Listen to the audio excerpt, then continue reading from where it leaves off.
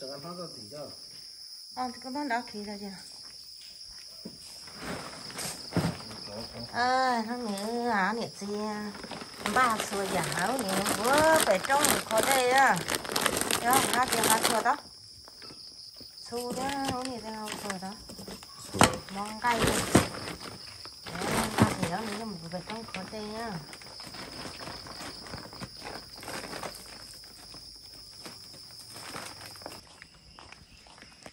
nâng này nè chi mù có đây á đấy ba xưa dạ một bữa về trong để đến đây hay là do mùa tàu tới tàu kia cái trên bữa sau chỉ trong là chỉ do tàu ba số mùa về trong chỉ thế là chỉ xếp lá này chỉ mấy mũi chỉ mà ta số đuổi hơn cái lò mà còn này nhau ba số giáo này mùa có thì nhớ trò xa bờ sợ trong giờ mà mua cái gì cái gì mông nó gì nè với có bỏ đây đó chị ba số chị nhớ mùa sợ là bờ số rồi đó nó cái tay số bờ sợ trong đấy hả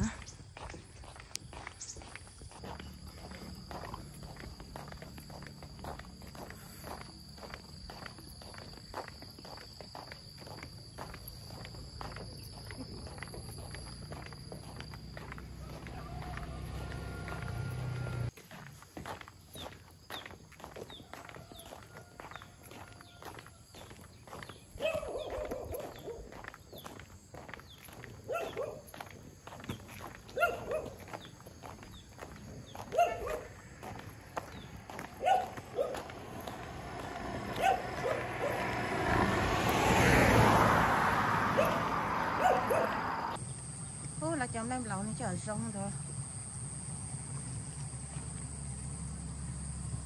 xin uộp lan lan không tới nha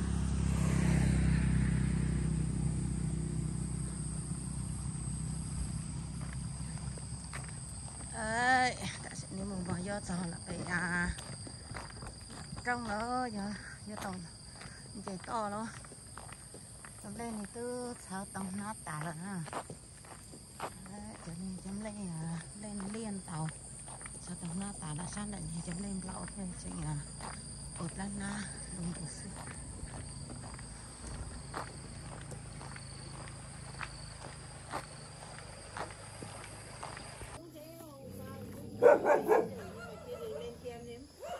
thế đi cùng nhau đi lấy cái này à thế à lấy thế bên này lấy ngay đây đó chị vâng đừng ở trên đấy thì cùng nhau đi cho nó vui cho đỡ mệt đúng rồi đi thể dục tí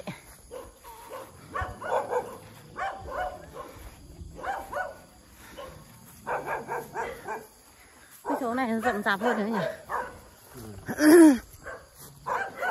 cái chỗ xe tua con là nên là đu đại à như là tới gần phát tả mệt rồi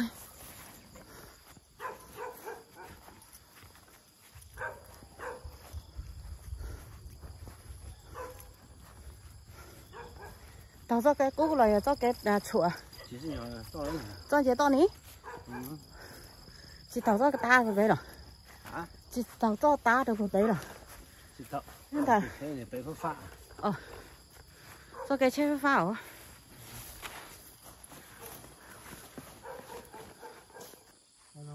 hả con lại đi hả chị hả chị bay hả hả bay rồi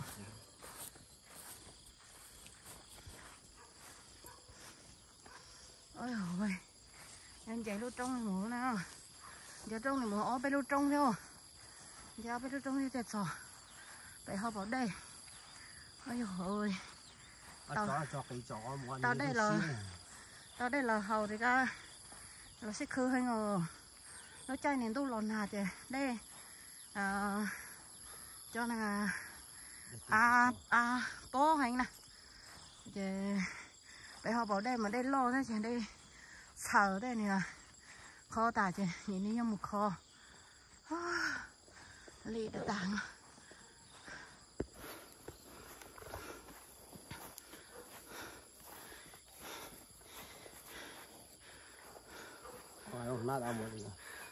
không thị cho gì là chỉ tàu ra cái xe là tàu ra nhiều cái nào muốn hơi xa nữa. Ôi. Đi cho lạnh cả. Mệt quá.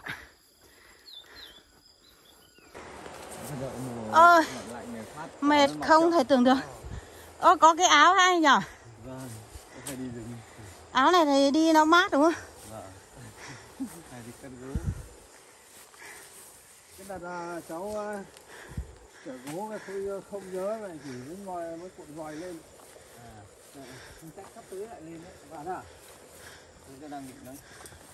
Làm việc nhà này bắt đầu sửa đường đi theo nhà này lên. Đúng dốc. Làm trước cửa nhà Thủy đi lên. Xin nhà Thủy một nốt. Không nối vào cái đường này. Tôi dốc quá.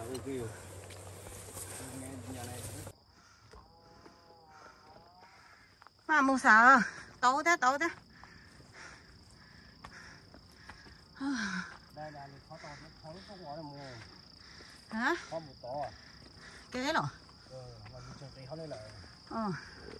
Một to một ta mà thì chưa được. Nếu mà lò thì hoa cầu chê à? Cái gì cầu chê được? Mà chỉ chuẩn sang tàu hả? Còn là sang nữa.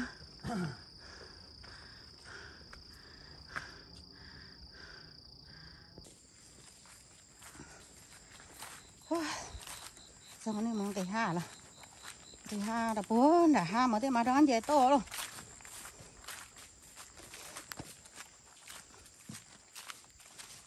Món đây một xay.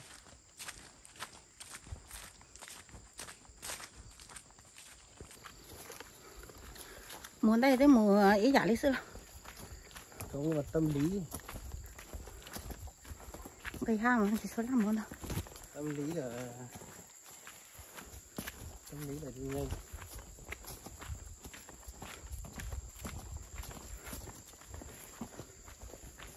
Tôi tu phải tôi được bộ sát trong tiểu rồi. Dồn tốt đỡ luôn. Ủa, mùi dùng. Chỉ nên mà có ăn gì to rồi. Nó cắt cho có ta có cái ngày ha đái lúc đảo là giờ ăn gì lúc trong thôi lúc trong xe đồ lúc của ta đi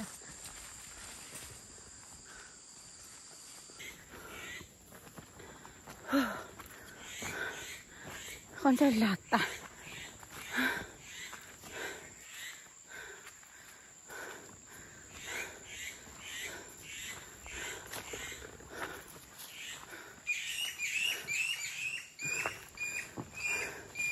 nóng quá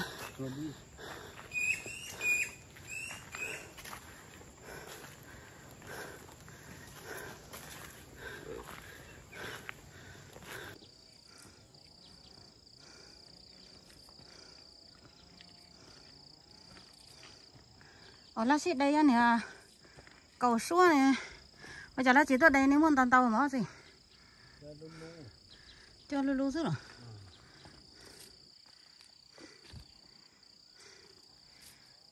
nhiều tôi thấy ra kề thế à thầu ít lúc đậu hay chuyện xả xỉn dây cho lúc đậu tiểu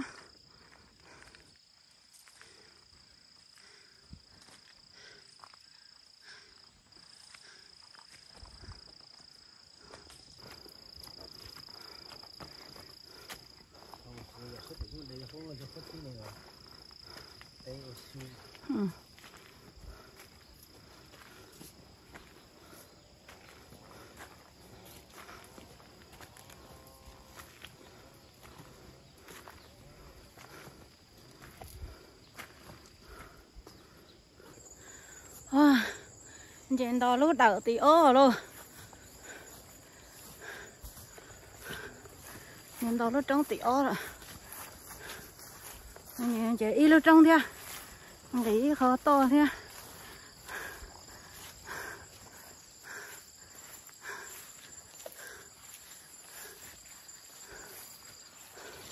cái số cũ dân tông cũ lo hay cho nên tông nhẹ. cho nên tông tròn rồi nên nè nó chỉ sai cho nên tông là nè tua này này á.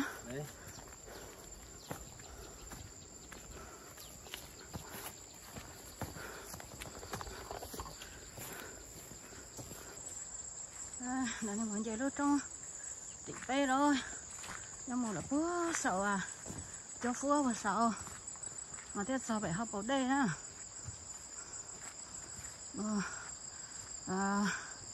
là bữa sợ luôn chỉ trong mà nó này mình chỉ bỏ phua này chỉ chuột mấy anh ta nó chỉ chuột đây đâu mới chỉ đến đây thế thì sao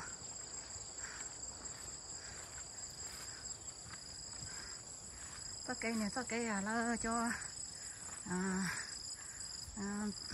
tông nhất vừa phải trong này giờ là tháo cho cây này là tôi thông tông này để cho lấy một cái múa cái sẽ thỏ lúa chăn đu lò nào cái đây mua cua này cái lịa tà là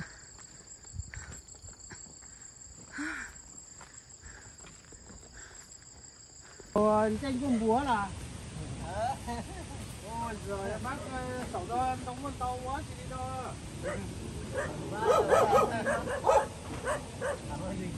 đã này nhỏ ý chị cứ ti mong là nhỏ từ chúa búa sầu ở trong này đấy sầu này là một ý gì nhau sớm ý gì nhau từ sầu trong xe ăn tại đây họ ở đây đấy hiện nó nhau này đấy ở xa mà ở đây nhỉ ăn đó chỉ chúa nào rồi có chả sẽ tao mới nhột bùa đó mới nhột mất chả ly à bút ly đó nhớ trái đó mình tốt mình sai à mình sai là rong ôi yo mỗi ly đó từ phập phẳng đó bầu đây ăn nước lì đó ôi yo điều nào cũng phải cứ suốt khỏi mà. Cháu đến đây lâu chưa? Đến đây phải được khoảng 20 phút rồi. Ôi trời ơi. Và Cô là cô chịu rồi. Cô phải đi mấy tiếng đồng hồ mới đến đây. Quả này còn lên đến nguồn nữa phải khoảng 1 tiếng nữa. Đến đây thôi. Đến đây bảo là hôm nay là bảo gì là phải ăn cơm trưa ở đây. Dạ. Đến đây à? Cậu cô lấy su hết không? Gà dâu tôi rồi mẹ ơi. Mất đâu rồi nhá. Rồi, cháu nó đó. Cái bùa con đó. Xuống nữa đó.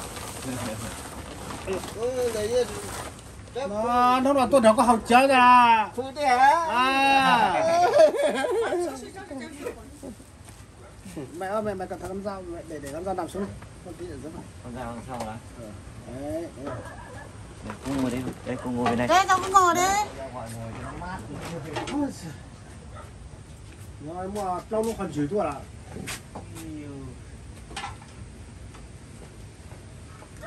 Thôi em ở đây rồi em nấu cơm cùng bác đi. Tí đi hái rau dớn. Về làm nộm. Đây con rau quả vẫn này trong này này. Tí rủ nó đi hái rau dớn. Hái rau dớn. Quả này mà bò lên kia nữa thì khoảng tiếng nữa đấy còn nhiều. Đâu đang gạo ông Sẩu đi cùng để bà đi nấu cơm. Đúng rồi, cho ông mang cuốc mang anh Sẩu nhá. Chắc là phải mang. Em bỏ bà này đây, đuổi bà này đi nấu cơm chờ anh em về anh của em đi nước nhá. Vâng vâng. Ôi dồi. Cái gì đâu anh hả dồi. Chứ con làm đâu đổ vào này. Khỏi nào giảm à, con thầy là con thịt vào giảm à. Có trái mua cho khách nhà men tao cho nó. Có cái chế đây này.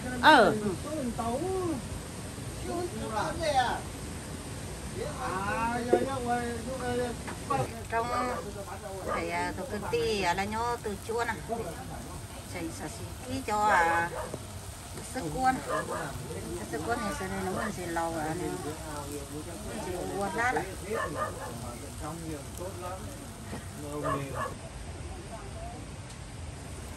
Nhưng mà phải may mắn nó không để mấy ông là đi không công ấy.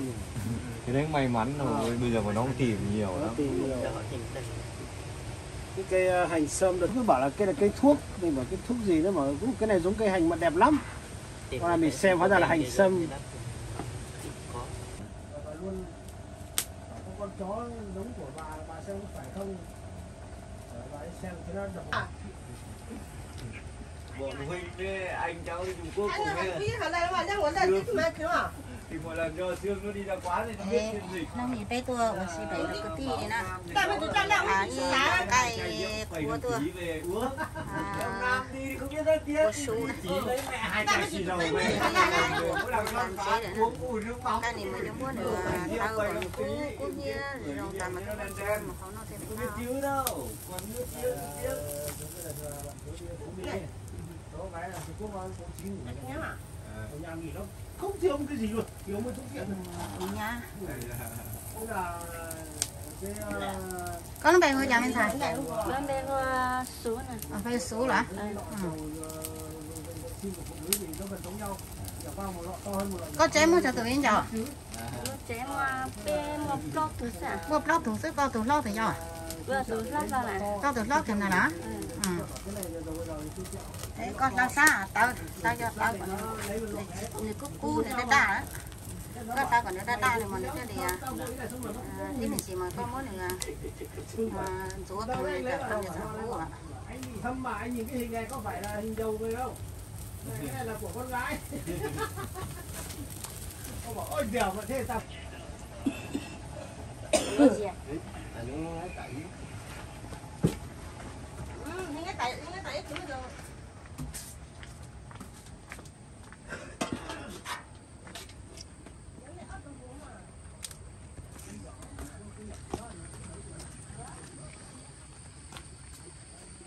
à nguồn nước về đến đây luôn thì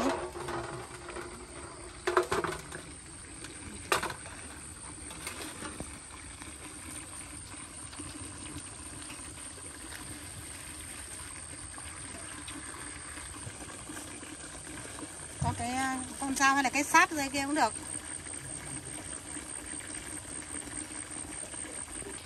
ô là ở tay lúa trồng cây mình đây là trồng cây là tu chiều cái trồng gì trồng à chỉ trồng phải xả đã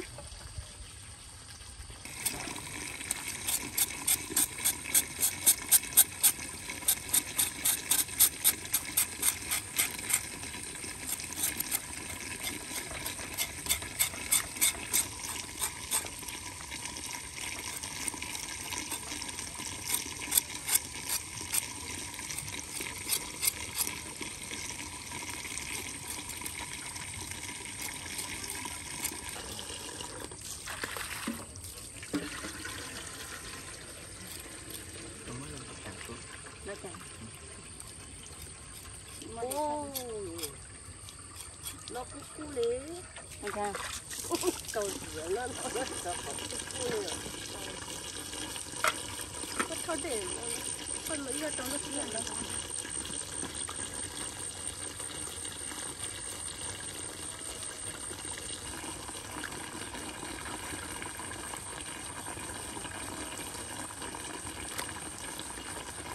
cái con làm chế quá rồi nó có khó rồi Không giờ tao bảo của hả bác chân.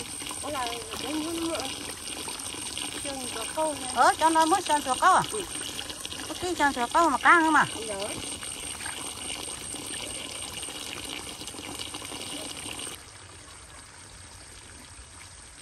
nên giờ ilu vỏ ha mua lia mua tây của xí ha đấy bỏ sầu cho phua bỏ phua xong bỏ sầu tây cho lúc học ở đây nó bỏ sầu và xí này cái có tuột sang toàn đảo là cho gì cái ti nó từ chua này này đó, lại này là cho lia cái vạt xí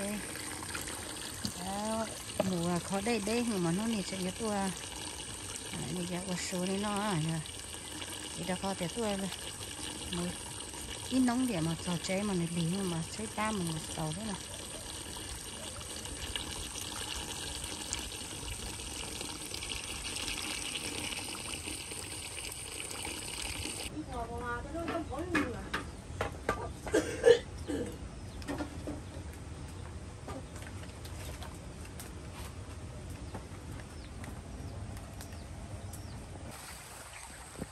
quay tí chụp chân. Đi từ từ.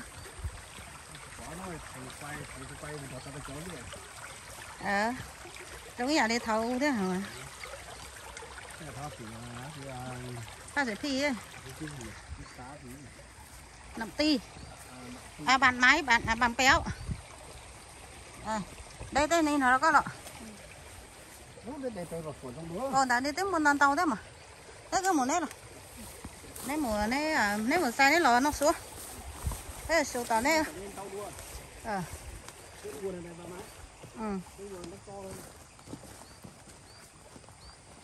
Đây.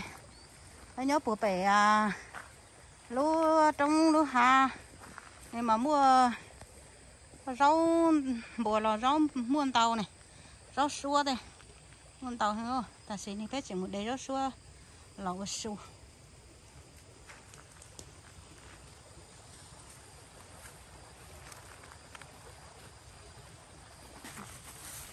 Có một đầy rau hay là? Tôi phải một đầy rau.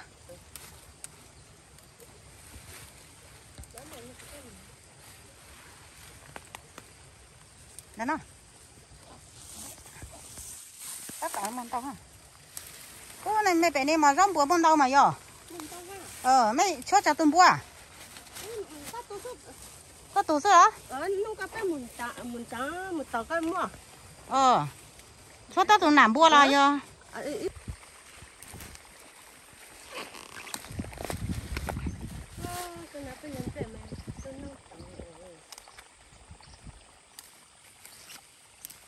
Mấy chấm đây nó mình chỉ đất na hả yo?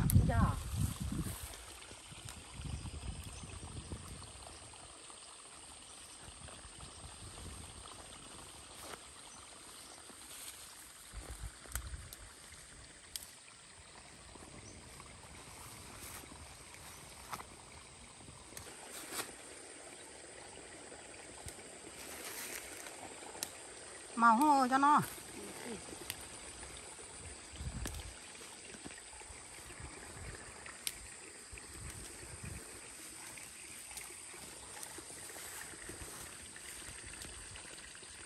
Rau xua màu hồ.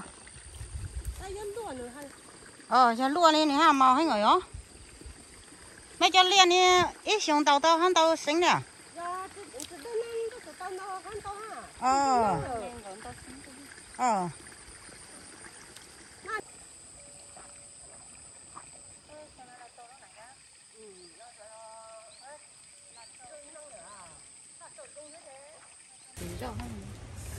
Nhá chả hai nhà.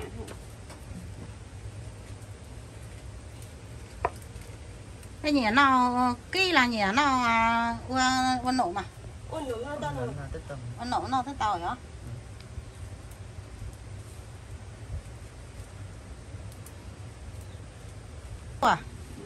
Tôi để chừng gà tôi phải nói chả tới rồi buồn chúa đây à.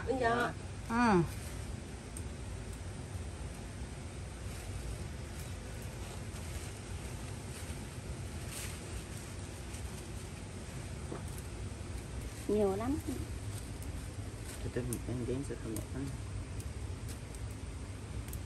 Cái bên một cái là thông gia nào đấy. Cho nó phải cái chút thôi mà. Ta cho bên nó căng rồi. Cái chút thôi, để con xếp xa lên ha. Từ nhá đã từ nhá buổi bảy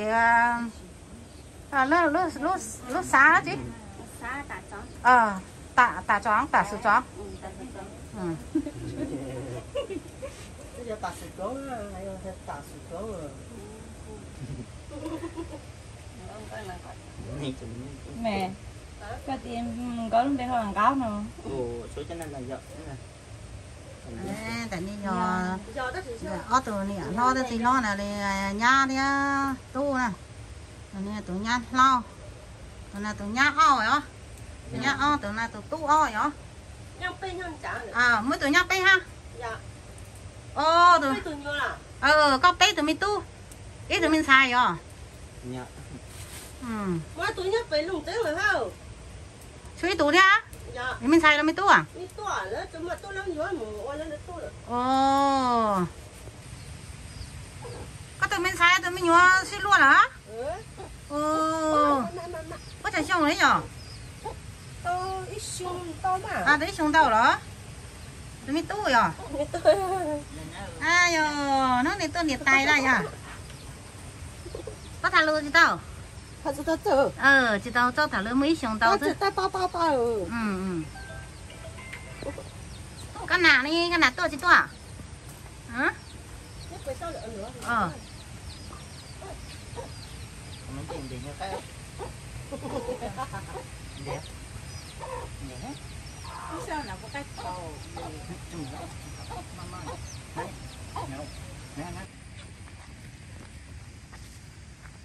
không vui nhá phải bé nó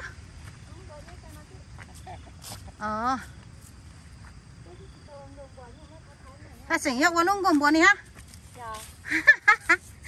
trời ơi con lông cùng buồn đi rồi mi giàu xì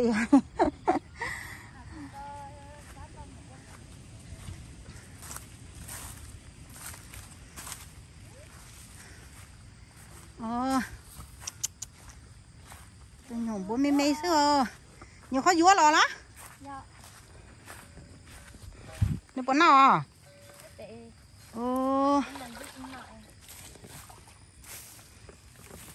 rất từ trên này chỉ sáng nào xưa này rất giảm hùa nhiều khó dúa lò lên này chỉ sáng nào à nào mà tôi nhung chả tụt đấy à mua chả tụt đấy à bây giờ đấy thế số tụi bữa đó này số nhện nào không tao hiểu là có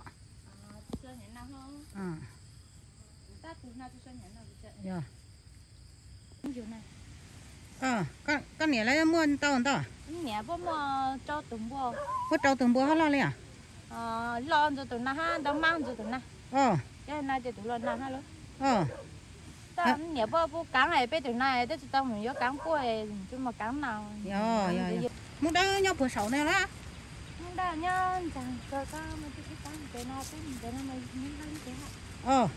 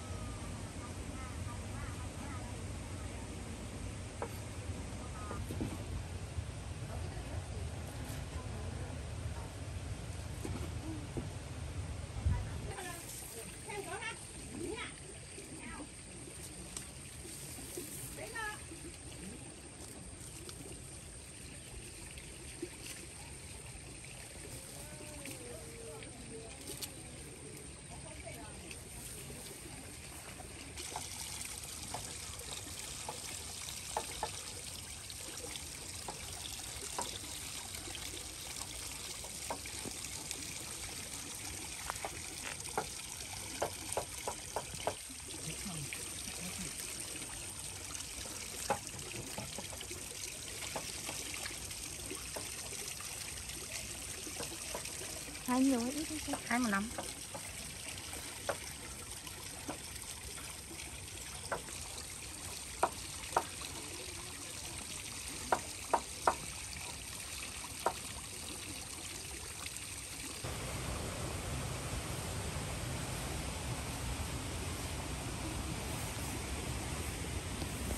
Nó chưa cắt thôi rồi. Vẫn chưa cắt thôi.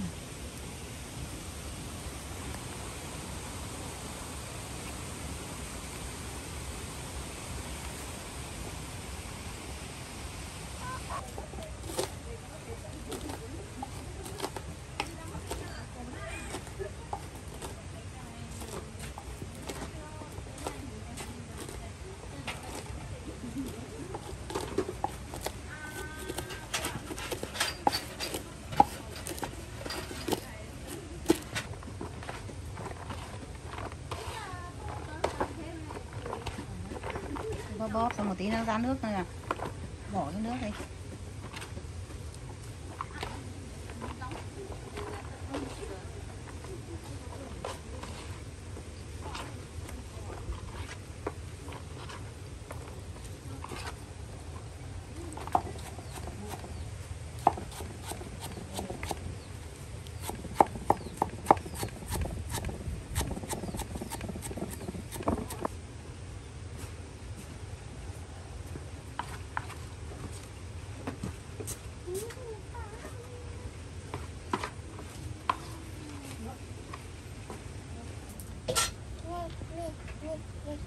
chia ra là cả nhà điện luôn.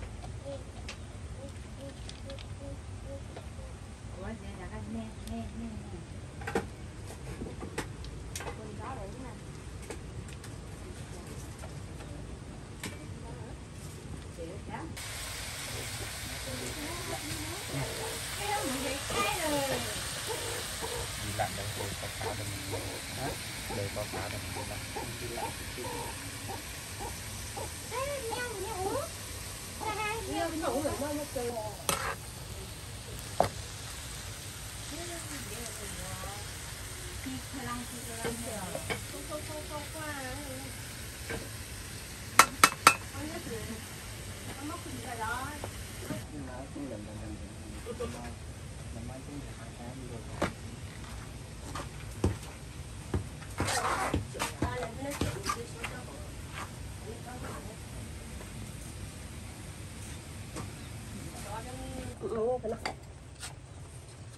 我都想伸只刀还是怎样？ Sáng đi lau là dạng su lại.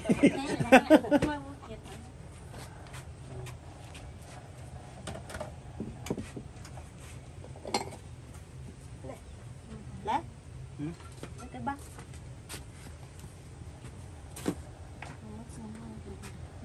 Nó từ nó như này tôi một cái này một trên mà. Nó thì kém rồi sao giờ phò con thấy chưa? không mà hồi nay giờ y chuối chén cháp phải nó ấy ăn thì nhiều thế luôn bây giờ nó chén cháp phải nó hỏi bao nhiêu cô chỉ có chăng ở Giờ hoa rồi. 这家 Giờ hoa nữa. Giờ hoa chí nè. tổ coi á. thằng dở gì vậy Thằng bố thằng Hoa là thế nào? Mít tổ tua. Tức là cái đoạn này của mình ngày xưa cũng chạy theo đoạn này nhưng mà nó vớ mạnh quá mình không chịu được nên là nó do theo đường này chứ. còn đâu không xin giờ có phải cái thôi cái bể luồng Nó bữa lỡ có đâu ấy Lấy thì cho mẹ hả? Nào, cho em bé nào. Có đi xếp mua nữa. Nên phải nhớ này nữa. Hả? Sao đó? Có lý sao? Nó số hả? Hôm nào bác viện thì nghe máy nhá. Mua đó.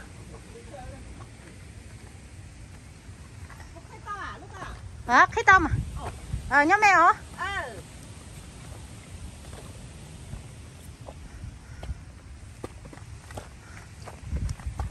Ta sẽ nếu một kho tao đây là ít nông sản tan đi để gì này tức là thợ cái tua mà cho mua tôi sợ nên mà mua cái gì tành đấy gì này mà tức là ó tành theo lò ó tành theo quả sợ trong lò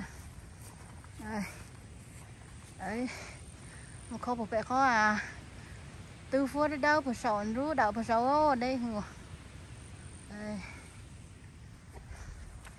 nhưng mà sao nó cũng hay là chê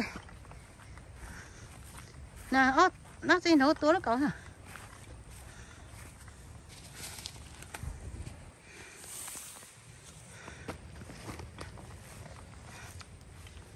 sao tôi cú hơn rồi cái gì mà sao nó cú hơn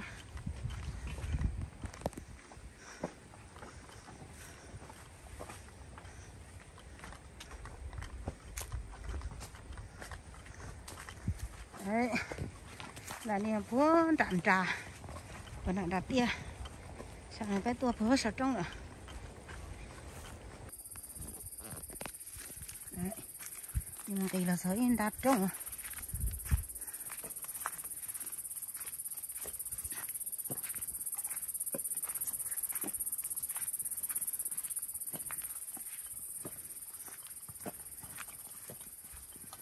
cho nên đi họ thì toàn đến đây mà lại tàu theo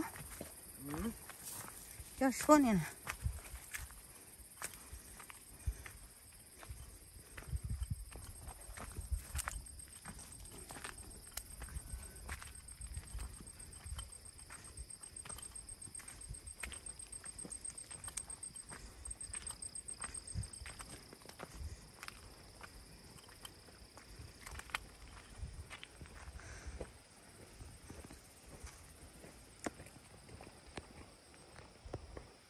há rong nô xanh há rong qua canh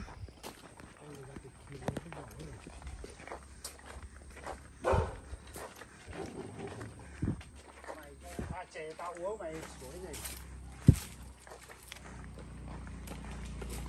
Không pha chè à? Pha chè uống ra.